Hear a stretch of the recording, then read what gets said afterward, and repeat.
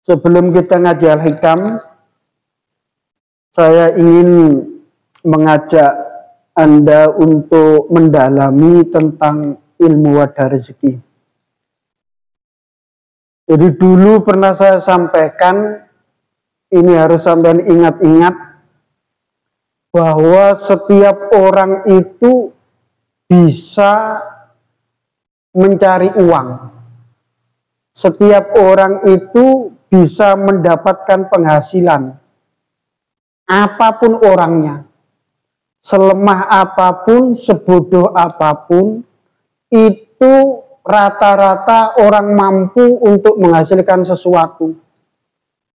Meskipun itu hanya sedikit, meskipun itu hanya 5.000, 10.000, 100.000 atau lebih. Yang jelas setiap orang itu, kebanyakan atau sebagian besar orang itu pasti mudah untuk mendapatkan penghasilan atau mencari uang.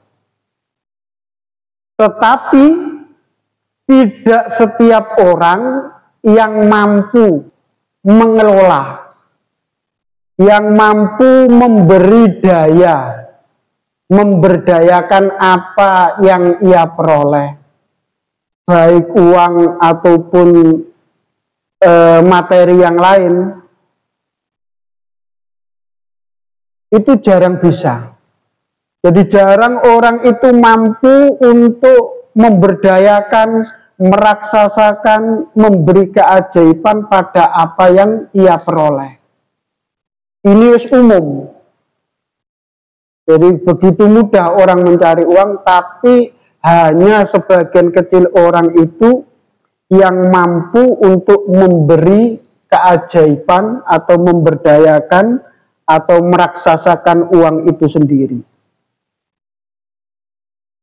Karena ini sulit, maka dalam ilmu wadah rezeki kita ini sebisa mungkin harus menggarap sesuatu yang sulit itu. Jadi bagaimana caranya? Dalam tahapan ilmu wadah rezeki itu sudah saya jelaskan, kalau ilmu kerja wis umum dilakukan oleh banyak orang, maka untuk bisa sampai pada level memberi nilai, memberdayakan sesuatu yang telah kita dapat, itu tidak ada cara lain kecuali harus melakukan tirakat dan pelepasan. Itu wajib kalau dalam ilmu wadah rezeki. Kalau tidak pernah melakukan itu, saya yakin apa yang ia punya tidak akan berdaya. Seberapapun ia mendapatkan penghasilan, meskipun satu hari dapat 500, dapat 1 juta, atau seperti DPR dapat 3 juta, kalau dia tidak melewati fase tirakat dan pelepasan, itu tidak akan berdaya. Berdaya itu untuk jangka panjang. Maka caranya kita harus melakukan tirakat dan pelepasan. Persoalannya, untuk melakukan tirakat dan pelepasan ini bukan hal yang mudah. Jadi ini sangat sulit dan jarang orang itu mampu dan punya keberanian untuk melaksanakannya. Di saya dulu juga pernah merasakan betapa susahnya mencari uang, betapa susahnya mencari penghasilan, terus ketika memperoleh hasil, kita mengekang diri itu sulit people. Jarang yang bisa. Kebanyakan orang susah, jungkir walik kerja. Kebanyakan orang itu pingin sedikit banyak merasakan. Tapi mumpung ada kesempatan, mumpung kita sehat, kalau orang berpikir panjang, itu sebenarnya adalah saat-saat terbaik untuk melakukan tirakat dan pelepasan. Jadi ini bukan hal yang mudah sampai dapat mengaca pada diri sendiri. Memang sulit. Nah, saya mengaku itu sulit karena saya juga merasakan perjuangan untuk membangun, untuk bisa memberdayakan itu juga sulit sekali. Karena itu sulit, maka harus kita ambil, kita lakukan. Di sesuatu yang sulit, sesuatu yang jarang itu berulang kali saya katakan mempunyai nilai yang lebih tinggi daripada keumuman. Kalau orang itu cerdas, mikirin ngono, mikirin arang, jarang, itu pasti nilainya tinggi.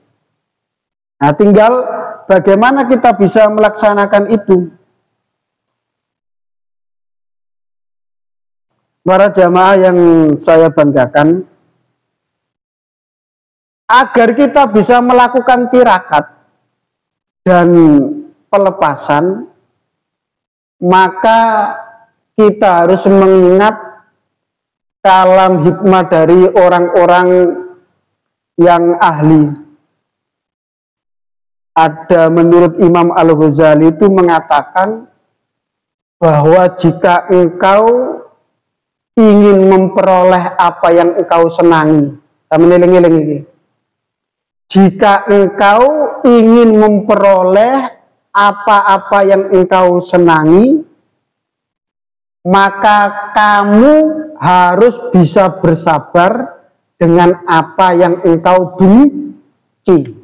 Tak balen-baleni.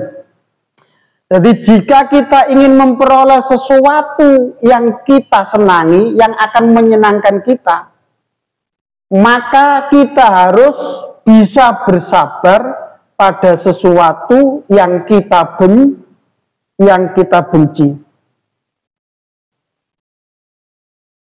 Ini sampai pahami dalam-dalam. Jadi jika engkau ingin memperoleh sesuatu yang mengenakan, kau senangi, maka kita harus berani bersabar dengan apa yang kau benci. Jadi tirakat itu kan sebenarnya kita bersabar dengan sesuatu yang kita benci, yang tidak enak. Itu tirakat. Sampean satu hari kerja, terus dapat sesuatu. Enaknya kan digawe enak-enakan. Ya, baik itu buat makan, baik itu buat jalan-jalan, baik itu buat menuruti gaya hidup, itu kan enak semua. Tapi kalau kita menginginkan sesuatu yang enak, kita harus sabar dulu pada sesuatu yang kita benci. Sabar untuk sementara. Tapi ya gak benci, ngempet, benci, dihinakan orang, diremehkan orang, terus menahan, itu kan semuanya dibenci orang.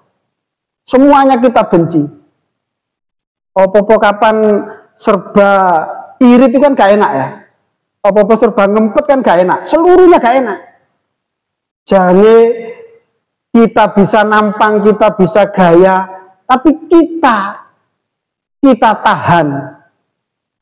Nah, sesuatu yang enak-enak itu kan hampir dambaan banyak orang. Setiap orang menginginkan sesuatu yang enak, sesuatu yang bahagia, tapi untuk memperoleh itu, kata Imam Ghazali, kita harus bersabar pada hal-hal yang kita benci dulu. Sabar dhisik. Sabar dhisik, dimpet dhisik.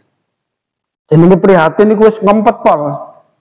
Jadi melawan untuk sementara hal-hal yang menyenangkan. Jadi ini bukan berarti apa? Bukan berarti kita itu menunda kesenangan. Karena ngeling-ngeling.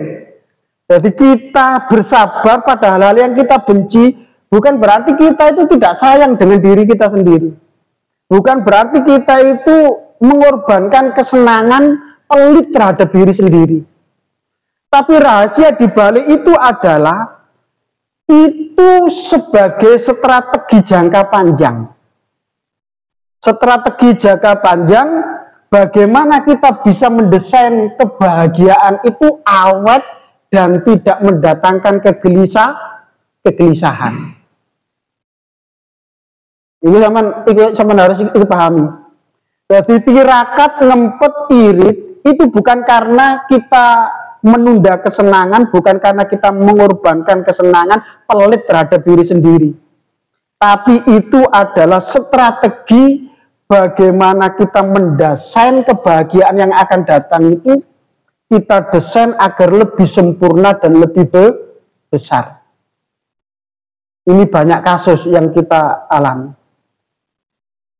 Kata kuncinya tadi itu, strategi untuk mendesain kebahagiaan yang lebih besar, lebih konsisten, lebih kontinu, dan lebih awet.